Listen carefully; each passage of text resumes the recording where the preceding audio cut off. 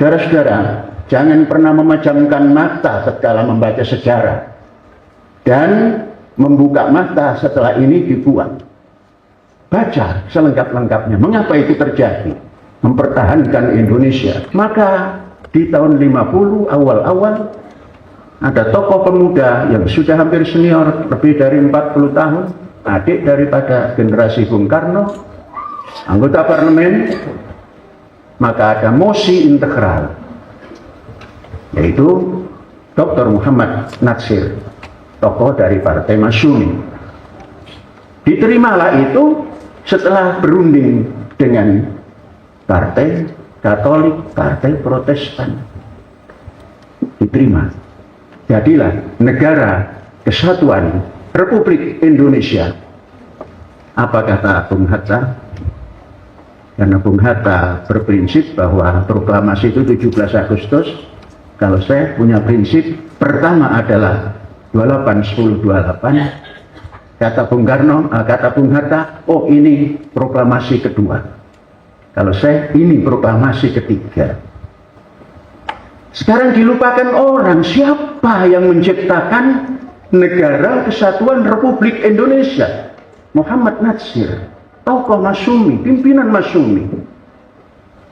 Disingkirkan. Sampai sekarang orang tidak pernah membaca sejarah itu.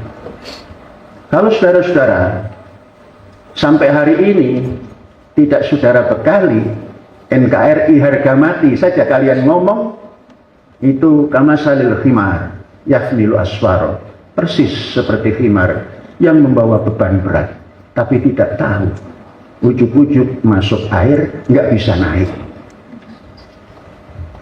Muhammad Natsir itu yang menciptakan Negara Kesatuan Republik Indonesia yang sampai hari ini dikasih aksentuasi harga mati. Belum berundang-undang dasar 45. Dengan kesadaran Bung Karno bersama militer membuat dekret kembali kepada Undang-Undang Dasar 45. Namun dalam perjalanan Bung Karno memasukkan ide besarnya, Uzdek Manipal, yang isinya Undang-Undang Dasar 45, Sosialisme Indonesia, kemudian ekonomi terpimpin dan demokrasi terpimpin. Baru keluar Nasakom. Baru di situ terjadi perbedaan yang sangat mendasar. Andainya Bung Karno berdiri pada pandangannya dalam tulisannya sekitar tahun 30, hanya menyampaikan nasionalis, agamis, marxis, mungkin belum terjadi perpecahan yang besar. Karena sudah masuk Nasakom, nah, komunis sudah menciptakan sesuatu yang pernah dihadapi oleh bangsa. Maka terjadi lagi Undang-Undang Dasar 45 yang baru dimulai belum bisa berjalan dengan baik. Sampai akhir tahun 48 Musso pulang dari Moskow karena masuk dalam lingkaran Komintern, komunis internasional, memimpin pasukan di Madiun dan sekitarnya, meninggal. Ada tokoh pemuda Ahmad Aidit yang kemudian terkenal DN Aidit pergi ke Moskow. Tidak terlalu lama kembali lagi membentuk PKI baru, Partai Komunis baru. Hanya beberapa tahun menjadi pemenang di Indonesia. Setelah PNI, Masyumi dan lain-lain, baru PKI. Barulah tahun 65 terjadi gerakan yang namanya G30S PKI. Pak Harto tampil, selesai. Bung Karno tidak sanggup membubarkan Partai Komunis, diganti oleh Pak Harto yang membubarkan, bermandatkan 11 Maret. Terjadi, ditata. Yang mula-mula ditata oleh Pak Harto pendidikan dan pangan. Pendidikan dirasa bangsa Indonesia ini rata-rata tidak tamat SD ketika Pak Harto tampil. Sebelum Pak Harto, kegiatan Bung Karno, ada yang namanya pemberantasan buta huruf. Saudara-saudara, Pak Harto menyadari, tadi disampaikan oleh dari mana? Pak Amik itu dari mana itu? Bappenas. Atau satu lagi dari Pak Sumaran. Membangun pendidikan dasar, punya target supaya bangsa Indonesia ini tamat sekolah dasar, punya literasi walaupun dasar. Dicanangkan 25 tahun selesai.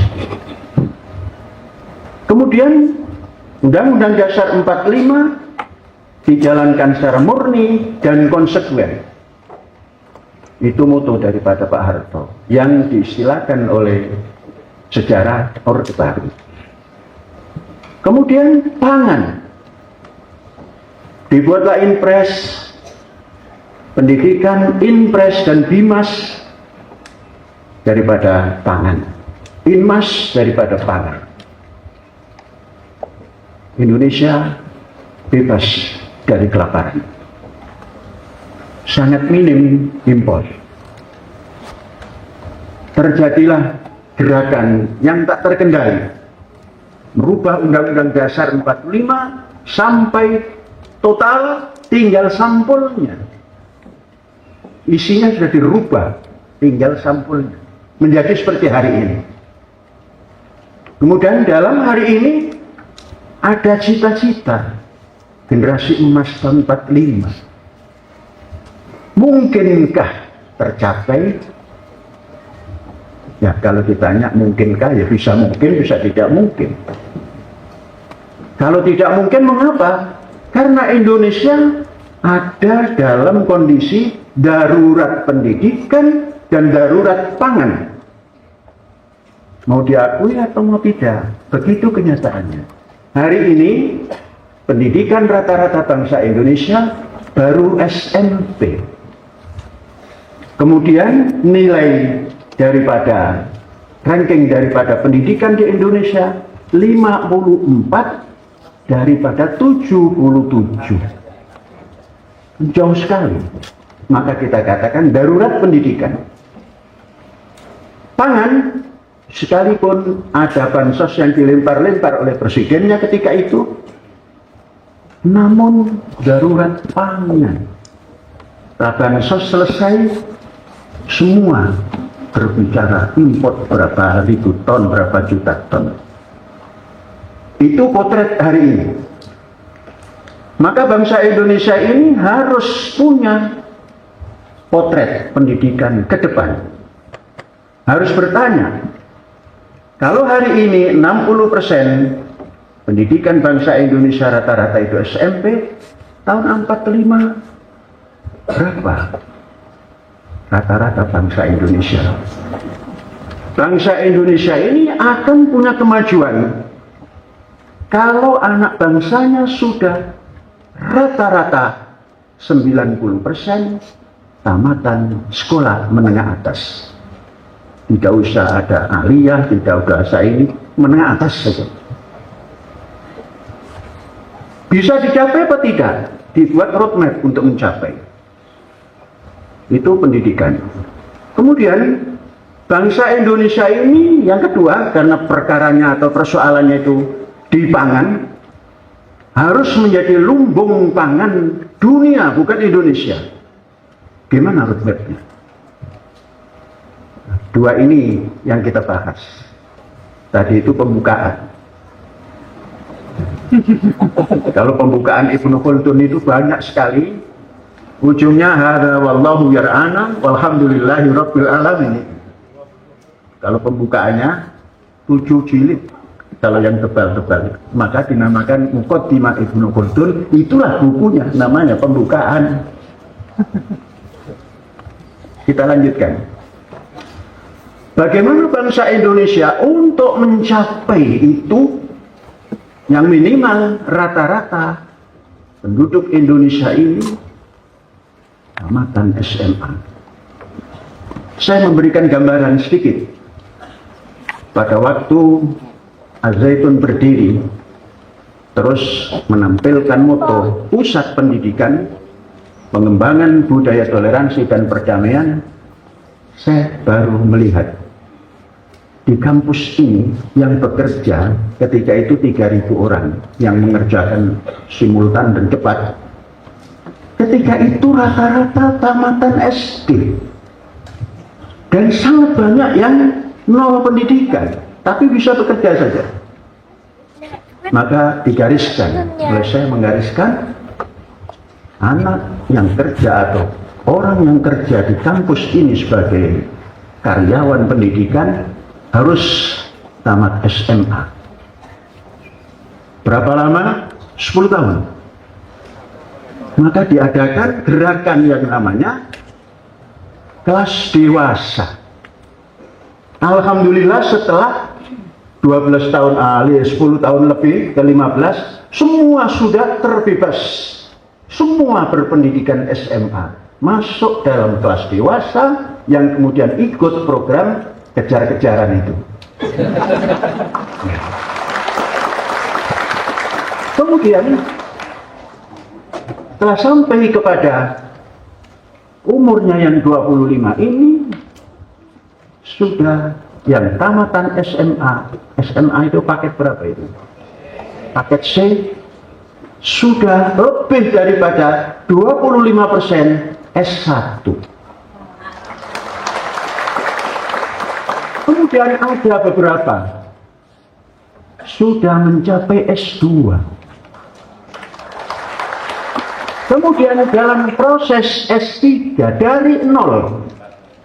Mengapa? Ditarget dan dibuat roadmap yang jelas.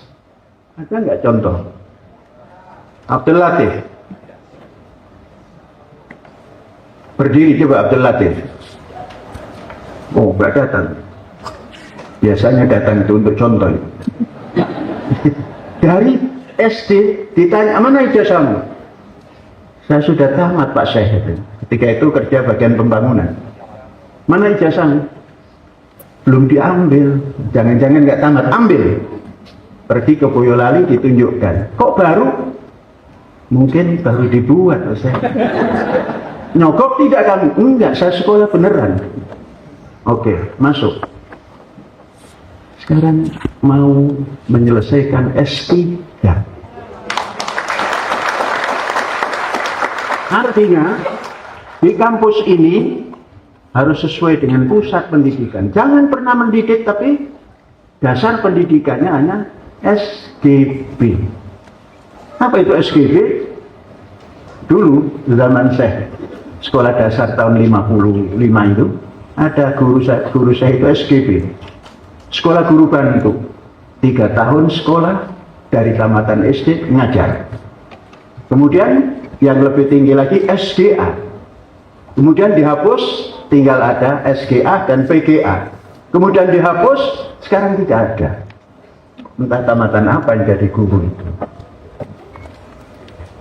Ya, kita lanjutkan. Jadi bangsa ini harus punya ke depan cita-cita minimal SMA. Kalau sudah minimal SMA, perguruan tingginya akan terus naik. Gimana caranya? Kalau dengan cara yang hari ini tidak akan bisa. Mengapa? Pendidikan tidak efektif, tidak efisien. Mengapa? Tersebar di seluruh Nusantara yang begini banyaknya. Pulaunya banyak, penduduknya banyak. Bagaimana mengkoordinasikannya? Tidak bisa. Tahun 45 hanya kenangan, tercapai tahun 45. Tapi pendidikannya dipertanyakan. Bisa naik apa tidak dari ranking 54 menjadi ranking ya paling tidak 10 besar. Saudara-saudara, maka kita harus membuat. Negara ini harus membuat. Dimulai dari Pak Prabowo, dulu Pak Harto dari SD, dengan SD Impres, sekarang pendidikan terintegrasi dan terpusat. Indonesia mempunyai 500 daerah. Jangan banyak-banyak sekolah. Dirikan kampus, 500 kampus. Kampusnya 1000, pendukungnya 2000. 3000 hektar. Kali 500, 1,5 juta hektar. Indonesia punya. Masukkan anak didik ini menjadi wajib belajar. Dari 1 sampai 5 itu SD, jangan masuk kampus dulu. Nanti kalau sudah 5, 6 sampai kelas 12 masuk dalam kampus, ditambah 3 tahun. Apa yang diberikan? Kurikulum itu gampang dibuat, asal tempatnya jelas. Hari ini ganti menteri, ganti kurikulum, apapun namanya, tapi capaiannya tidak ada. Mengapa? Disangkanya pendidikan itu kurikulum. Kurikulum itu penting nggak penting, kalau gurunya hebat, membuat kurikulum sendiri. Jadi kurikulum ada, guru yang menyampaikan ada, kemudian metodenya jelas. Maka di dalam kampus itu diciptakan pendidikan vokasional yang diperlukan oleh negara. Negara memerlukan apa? Yang jelas negara memerlukan pangan. Beberapa bulan yang lalu kita mendengar tatkala membuka food estate, ada, kalau nggak salah Pak Jenderal juga itu, Pak Luhut kalau nggak salah, kita datangkan petani-petani dari China, nggak mau pulang itu. Jadi penduduk Indonesia tambah banyak lagi. Mestinya dari pendidikan yang melaksanakan pertanian itu, vokasional pendidikan bidang pertanian, itu bisa dibuat kalau dalam kampus seperti ini, yang luasnya 1000 hektar, kemudian pelengkapnya 2000 hektar. Sebab pendidikan yang seperti itu akan efektif, akan efisien. Sekarang coba bayangkan, anak bangun pagi, sekolahnya jauh, naik mobil umum, kemudian macet, belum sarapan, masuk kelas, gurunya terlambat, anak murid lari mencari makanan, tidak efektif, pasti tidak efisien, lebih mahal biayanya itu. Kalau sudah dalam kampus semua ini wajib belajar, nanti polisinya tidak hanya bekerja di pinggir jalan sambil nilang, tidak. Yang ditilang itu orang tua yang tidak mau menyekolahkan anak.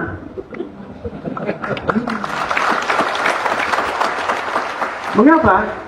Karena sudah wajib belajar. Sering kalau disampaikan seperti ini, oh enggak ada uang. Uang banyak, tersebar di mana-mana uang Indonesia ini. Karena kaya raya. Pak Prabowo selalu mengatakan Indonesia kaya raya. Mari kekayaan ini kita fokuskan kepada pendidikan, dibentuklah konsentrasi pendidikan atau integrasi pendidikan di kampus yang terintegrasi. Hanya ada 500 tempat pendidikan. Bagaimana dengan swasta yang seperti Al-Zaitun? Jangan dipikir. Andainya tidak dikasih biaya juga bisa hidup. Dikasih biaya, nanti dikatakan money laundry dan lain-lain. Nah, karena sudah mapan, sudah mandiri, dana pendidikannya direbut oleh Bareskrim bermiliar-miliar, ratusan miliar, tenang. Mengapa? Mandiri.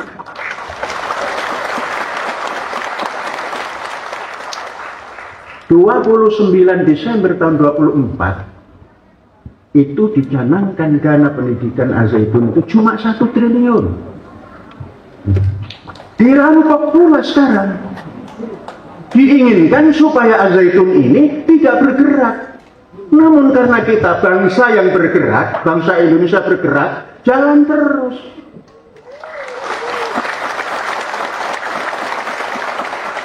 Mengapa? Pangan cukup. Diversifikasi pangan ada. Pangan Indonesia biasanya diukur dari beras, jagung, kedelai, kacang-kacangan, ikan, telur, daging kaki 2, daging kaki 4 kecil, daging kaki 4 besar, susu, semua bisa kita buat. Mengapa mandiri? Nah, ini keluar dari cerita ya. Tapi berbentuk cerita, minta 5 menit saja cerita. Itu salahnya tadi yang dari Bappenas tadi.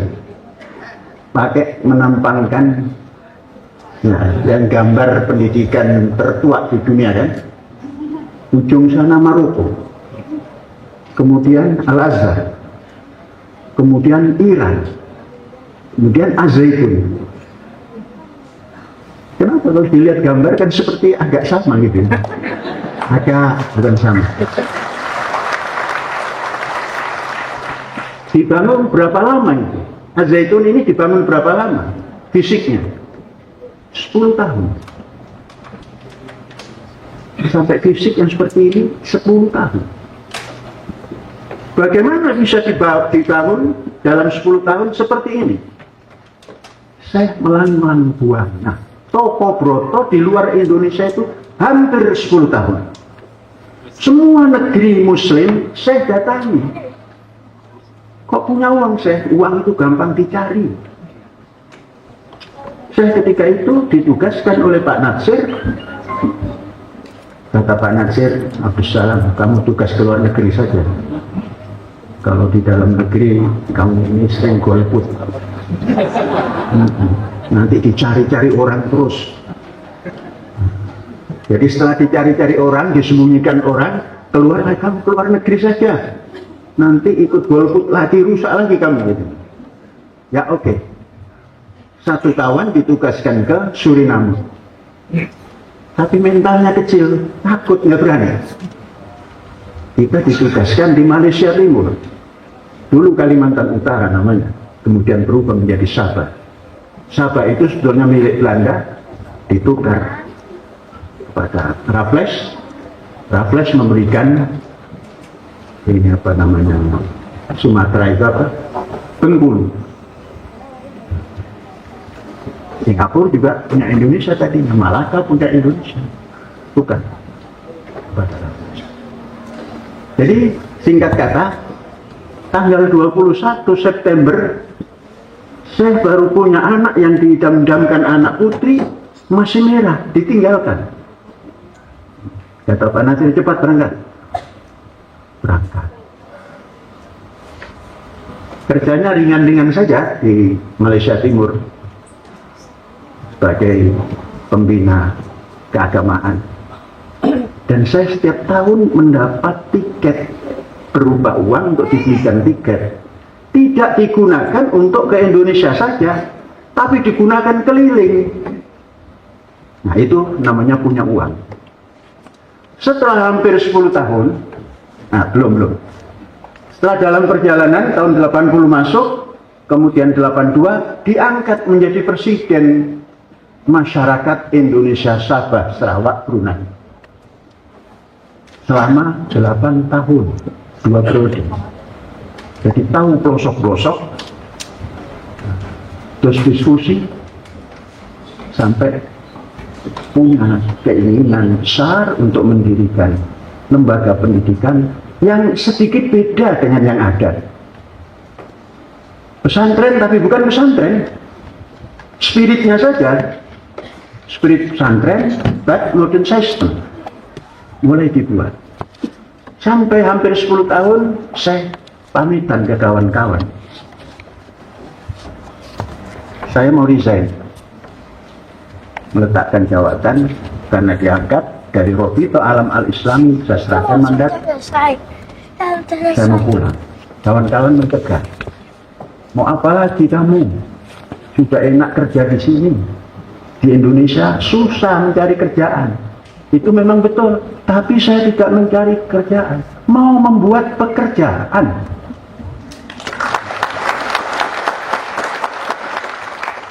Mau apa? Mau membuat pendidikan. Bisa nggak? Bisa. Ya, ada yang bilang, ini tak sangoni, barangkali nanti untuk beli apa gitu. Tanah tak sangoni ke, artinya diberi. Sangu itu bukan nasi ya, kalau bahasa Sunda nasi. Sangu itu ongkos. Kita kumpulkan. Baru kita berbincang pendidikan, lapor pada Pak Natsir. Pak Natsir, saya berhenti. Kenapa? Mau membuat sekolahan. Kalau lama-lama di kampung orang, nanti jadi orang sana saya. Oh ya, apa? Bentuknya seperti pesantren. Seperti apa? Belum ada, Pak. Baru kita ya, lanjut. Tidak lama, 96 sudah mulai. 99 dibuka. Yang buka Pak Presiden.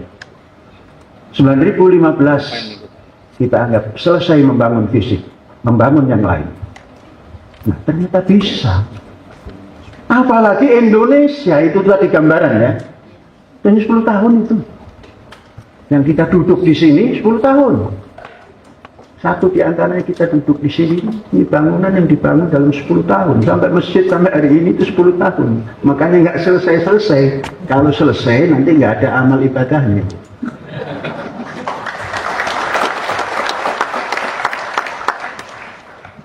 Orang bertanya, dari mana uangnya? Membangun ini tidak dari uang, dari semen dan batu. Semen gampang dicari, karena semen Gresik tidak mau dikasih semen Cibinong, itu tidak mau. Semen Gresik, fanatik amat lah, memang saya orang Gresik awalnya. Banyak yang bisa diajak bicara, kalau ngutang dikasih. Jadi ini yang namanya semen Gresik tidak pernah bayar cash. Kadang-kadang ditagih sampai 10 kali. Setelah itu kita membangun kerjasama dengan perbankan. Modalnya hanya kepercayaan. Karena tatkala kita di Malaysia, pulang ke Indonesia, tuker uang di satu tempat itu. Tatkala terakhir kita mau tuker uang, sudah meninggal orang itu, suruh ke keponakannya. Itulah yang namanya robetan tular. Robetan tular walaupun kena ini itu memberikan fondasi pemahaman tentang keuangan. Bagaimana? Dulu nama saya itu kan banyak. 1. AS Panji Gumilang. 2. Haji Abu Ma'arif. 3. Panji Gumilang. 4. Abdul Salam Rasyidi Panji Gumilang. Dan semua ini sah. Mengapa? Disahkan oleh pengadilan negeri. Jadi kalau ada orang yang mengatakan, oh macam-macam namanya, lalu Nabi Muhammad saja 2201 namanya dan sah.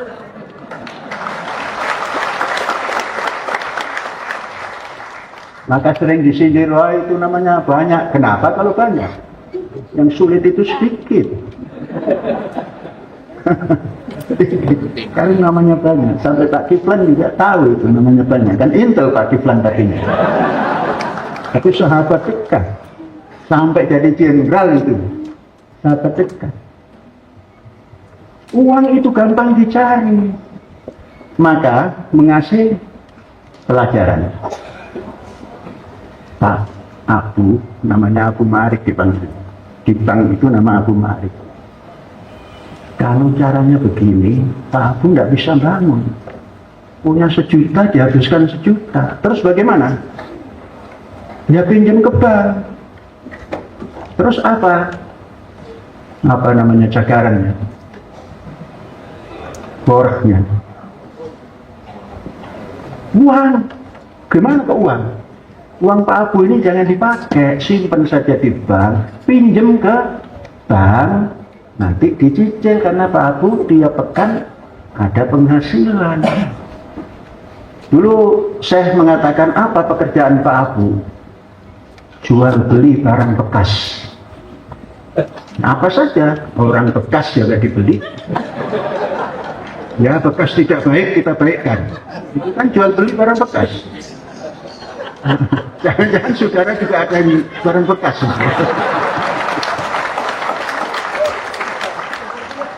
Kalau sudah dibeli oleh Syekh Al-Zaitun, dulu belum Syekh Al-Zaitun,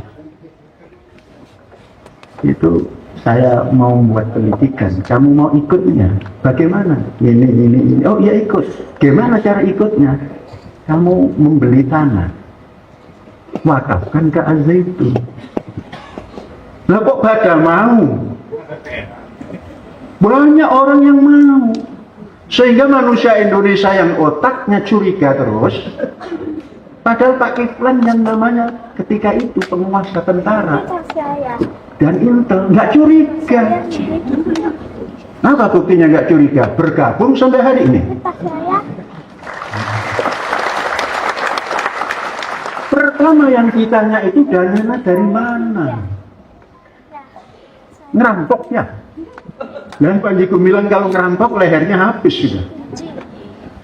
Oh, cuci otak. Gimana nyuci otak? Otak saya aja kemarin dicuci oleh Dokter Terawan. Ya. Ini otak saya ini menurut Dokter Terawan sehat, jadi bersihkan. Artinya dicuci otak. Masa mencuci otak lain? Ini bahasa yang orang-orang yang cerdas-cerdas itu mengatakan begitu. Ditulis buku macam-macam, dipenjarakan. Saudara-saudara, dalam penjara itu, saudara membayangkan kan seru kan? Enggak seru, enggak apa. Saya dalam penjara menjelang tidur itu menyanyi Indonesia tanah air beta, diikuti oleh orang satu. Kalau belum menyanyi belum tidur. Malah kalau dibuka pintu, kok lambat tadi nyanyinya, sedang lambat aja gitu. Setelah nyanyi Indonesia tanah air beta, senyap tidur.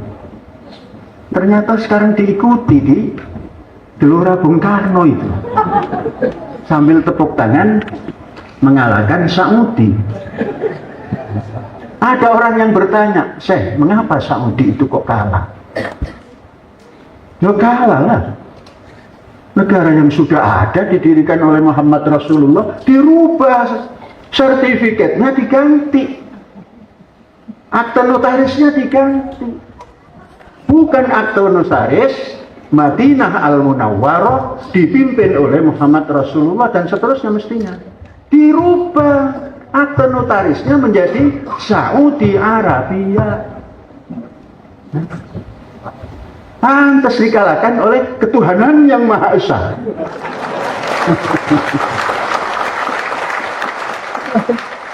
Memang Saudi itu segalanya? Tidak, Mas. Kata tadi Pak dari UIN tadi, ada turunan Abu Jahal. Turunan Abu Jahalnya sampai ke Bahrain. Takut kalah oleh ketuhanan yang Maha Esa, dia nggak berani datang ke sini. Nah, jadi mengapa Indonesia sudah mengatakan Indonesia tanah yang suci? Coba dengarkan, anthem Saudi Arabia bercerita tentang Saudi. Di sini bercerita tentang tanah yang suci, tanah kita yang sakti. Indonesia tanah berseri, tanah kita yang. Mari kita berjanji Indonesia abadi. Besok juga berubah Saudi. Indonesia abadi. Inilah ditata pendidikannya. Ada Tempo. berapa tahun? 20 tahun lagi. Al-Zaitun ini cuma 10 tahun bisa. Indonesia dengan modal besar membuat sentra pendidikan 500 sentra pendidikan ini bisa paling 5 tahun. Pak Prabowo bisa membuat ini.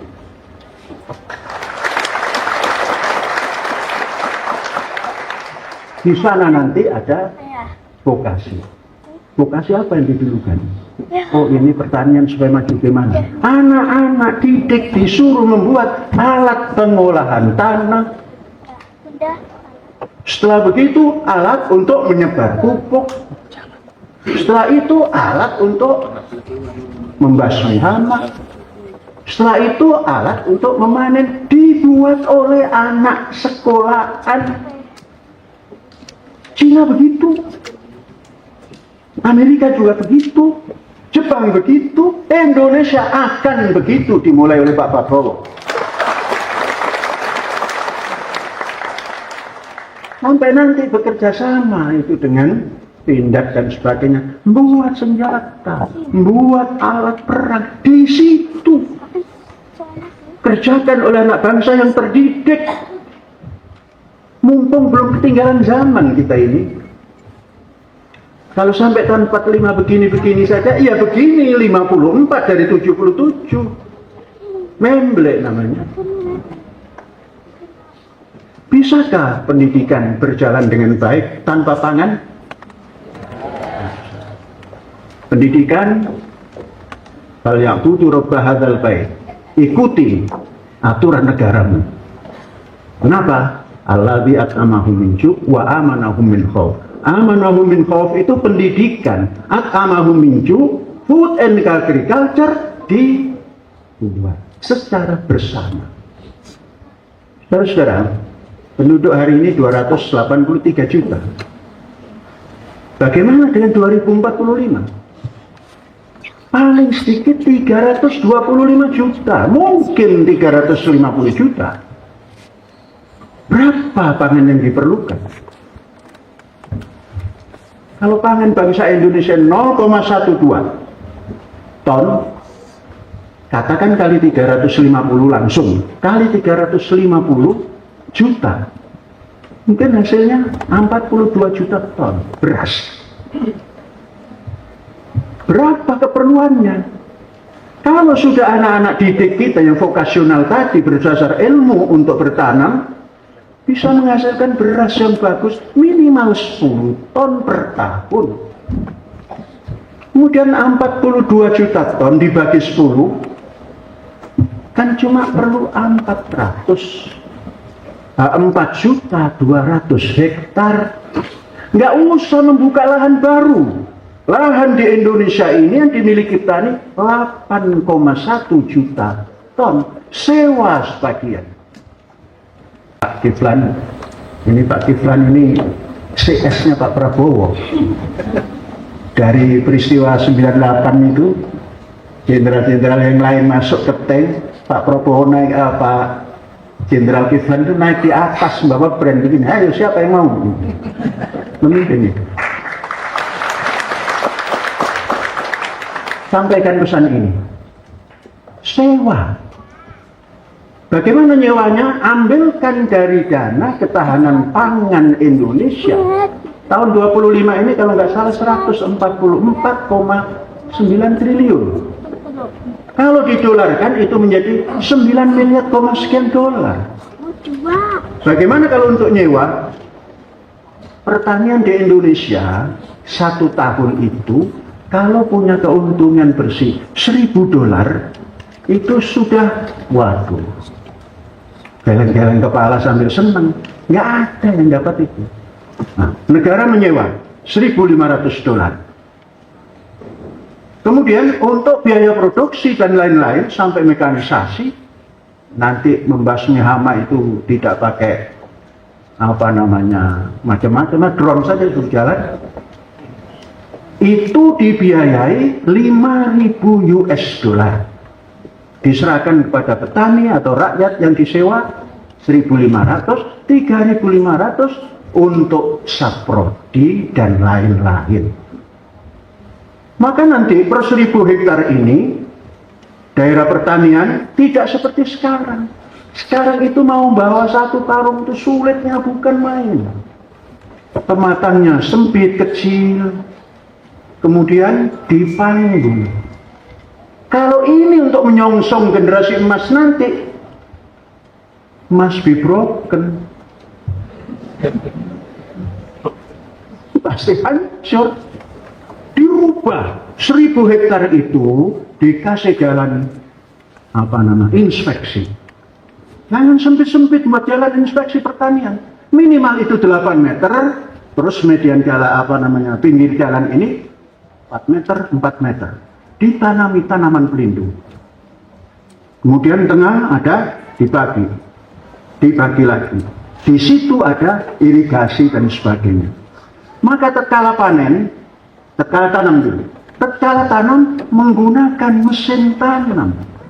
Insya Allah kalau dibuka sistem pendidikan seperti yang diusulkan tadi, 3 tahun sudah bisa membuat mesin tanam. Anak-anak didik Indonesia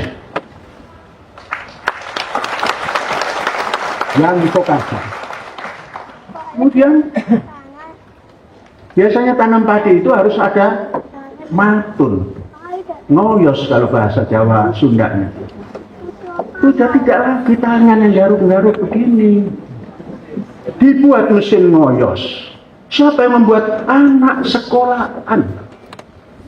Jangan hari ini ada mobil SMK, tapi nggak ada bendanya. Nanti produk anak-anak SMK di dalam kampus itu bendanya ada real.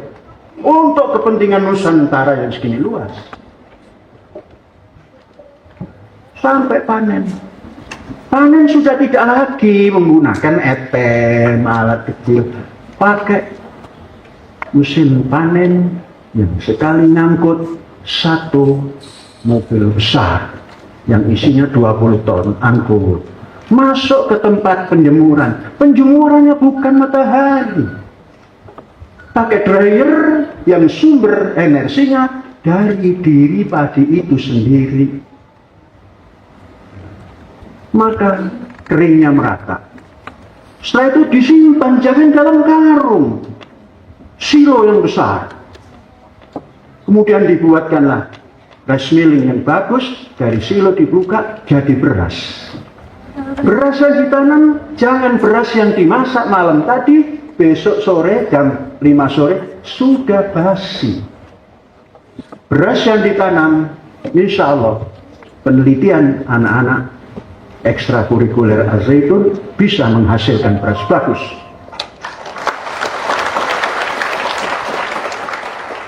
Beras apa itu?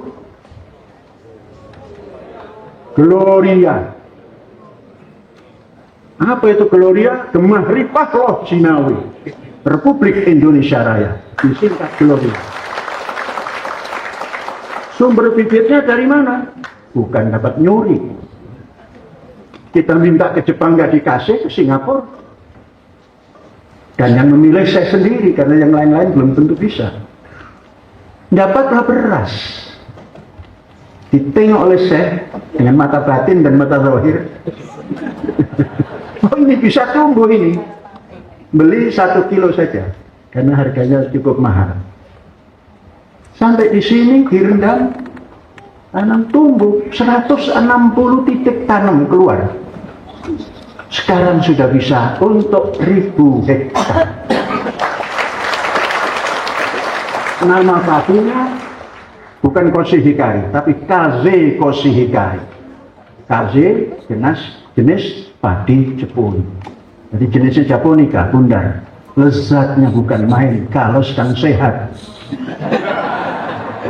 Ya, karena saya merasa lezat terus makan itu berarti sehat. Saya mengukur diri sendiri itu makan kok nggak enak. Pasti ini ada apa-apa ini. Kalau disuguhi itu yang namanya Koshi Hikari Kaze, walaupun hanya 1 kepal itu cukup sampai 1 hari. Ini yang dimakan bangsa Indonesia. Diikuti dengan yang lainnya, kedelai yang tadi Ibu mengatakan difermentasi. Di sini sudah fermentasi.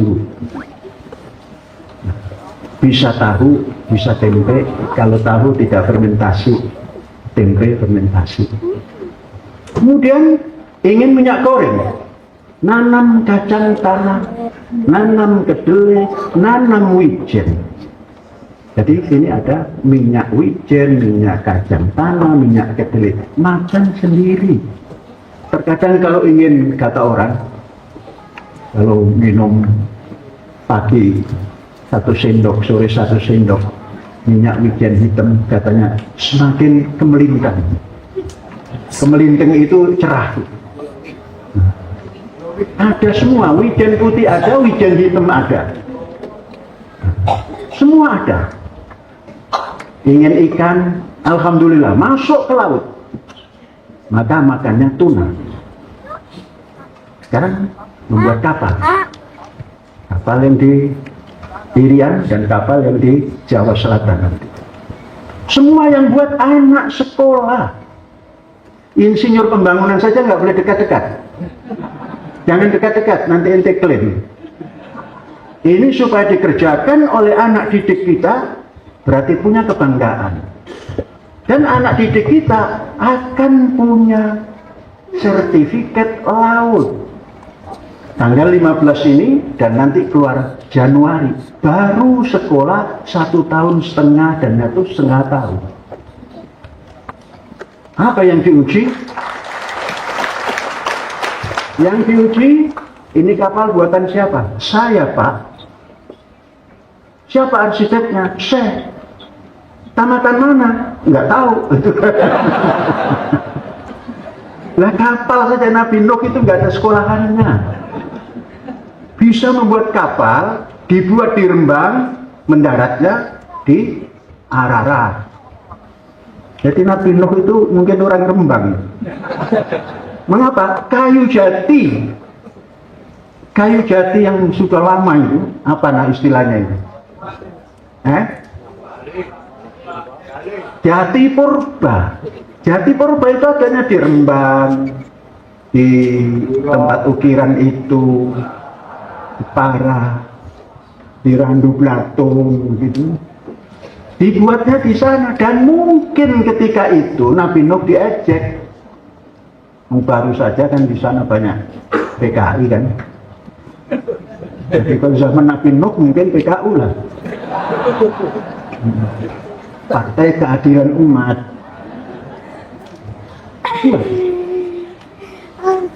Kemudian mendarat di sana karena dibawa oleh tsunami. Ditengok, ini kayu jatinya kayu jati Jawa. Tidak mungkin Jawa, Nabi Nuh bisa mengangkat kayu segitu banyaknya ke tempat lain. Pasti di hutan Jawa. Jawanya ditelisik-telisik, yang paling bagus di daerah Rembang dan sekitarnya. Jadi kalau dikatakan saya nggak sekolah, nggak apa, nggak boleh dijadikan, silakan, yang nggak mau ikut ya nggak apa-apa. Gitu. Tapi kan sudah jadi 5 kapal. Anak-anak yang baru 1 tahun 2 kapal.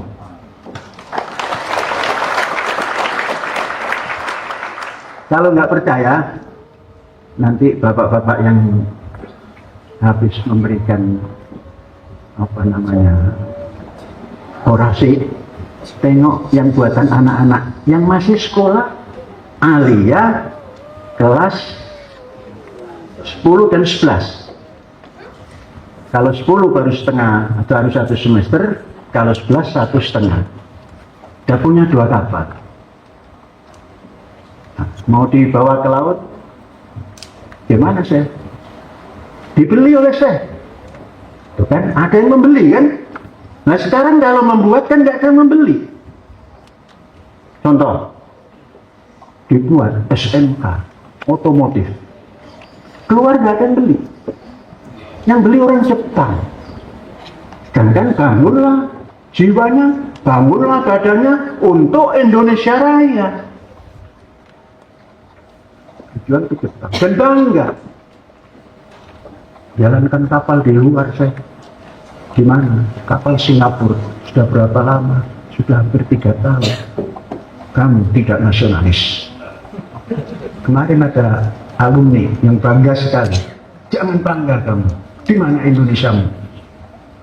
Oh, begitu saja. Ya, nanti saya ngambil punya Indonesia dalam ini. Begitu dong. Contoh kecil. Saudara-saudara, jadi kalau tidak ditata pendidikan dan pangan, ya nggak akan. Ekspor lagi, import lagi. Coba kalau kita hitung, satu orang Indonesia makan beras itu hanya 0,12 ton, artinya 120 kg.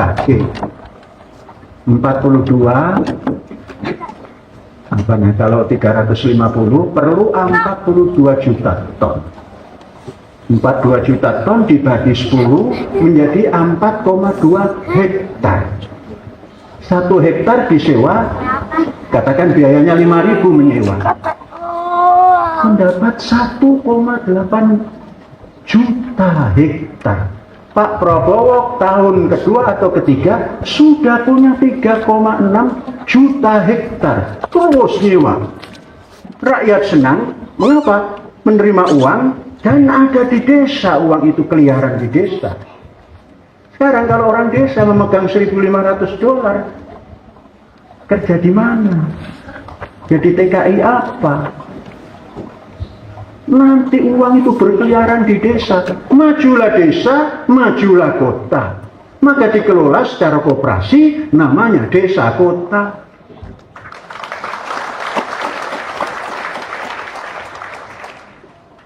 Kalau nanti negara agak sulit, disewa oleh koperasi, Pak. Asal dibiayai oleh negara. Jadi nggak besar biaya negara ini, biaya untuk membangun negara ini. Asal tepat. Jangan terserak kemana-mana. Oke, kalau tadi kita membaca, ada 2 profesor dan istrinya meneliti SD Impres. Maka Pak Prabowo nanti mengangkat seluruh anak bangsa masuk ke dalam pendidikan yang terpadu tadi, keluar lagi. Prabowo mengentaskan kemiskinan dan kebutuhan.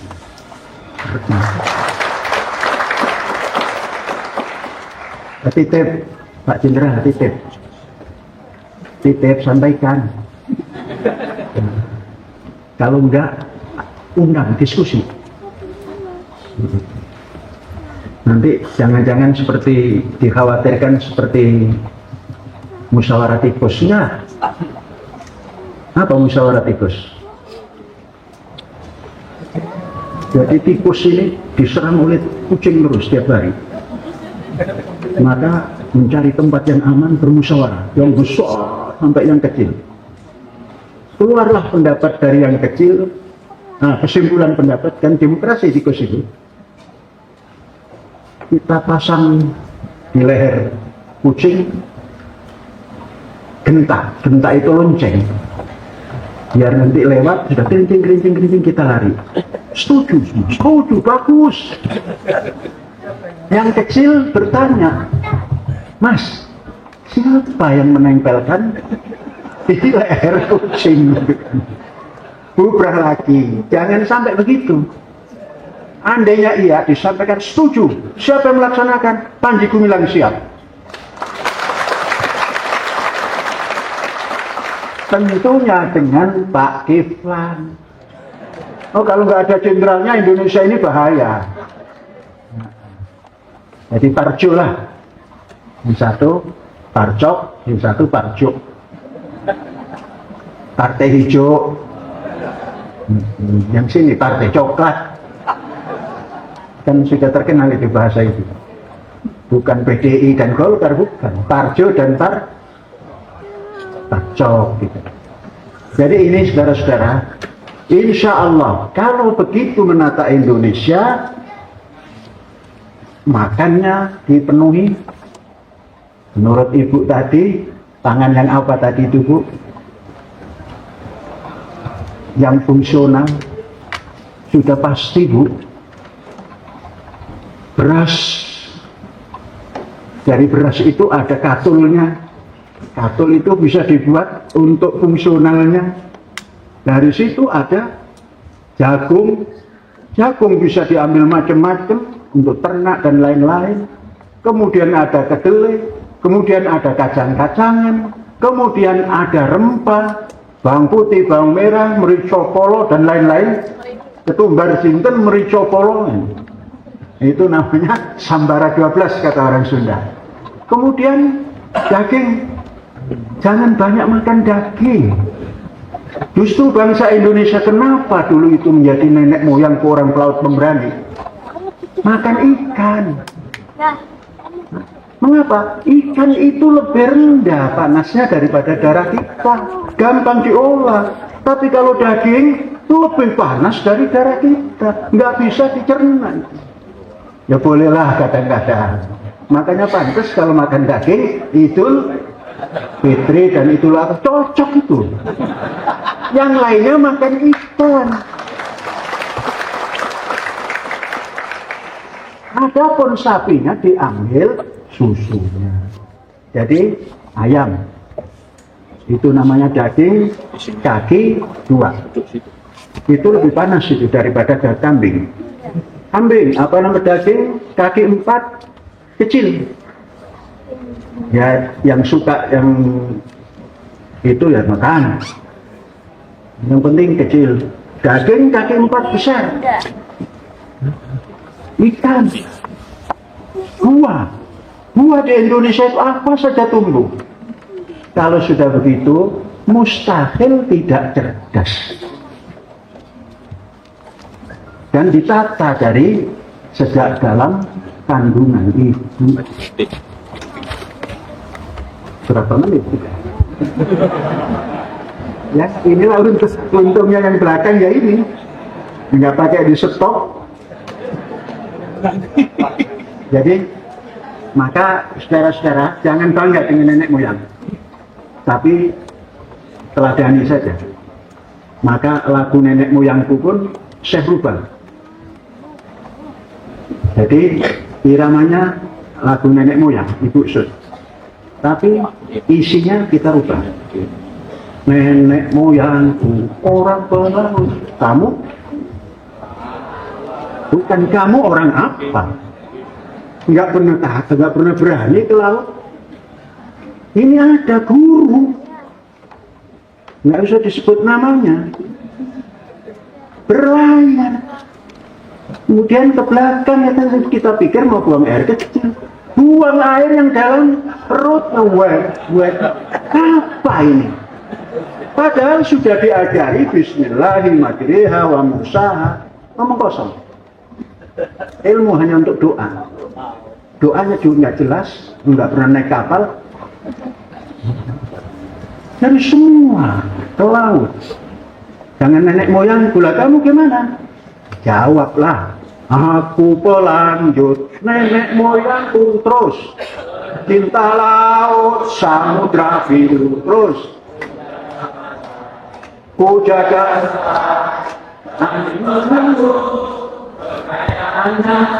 terus. Indonesia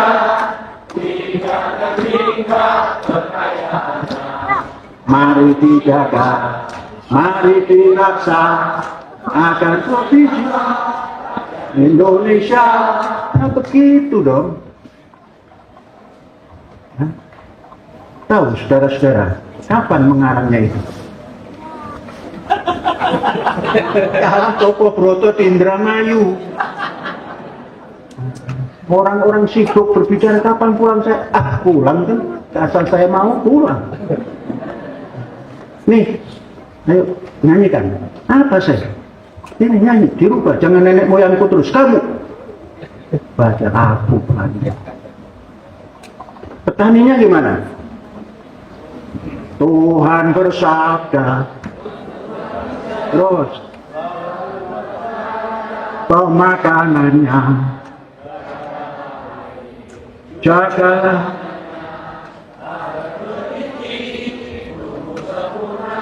terus pohon ada juga sayuran buah itulah dia.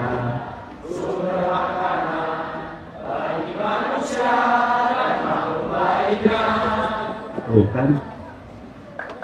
Itu mestinya baru bersama-sama kita bangun Indonesia. Kita punya andil sarjana-sarjana yang saya katakan the best human material. Ya.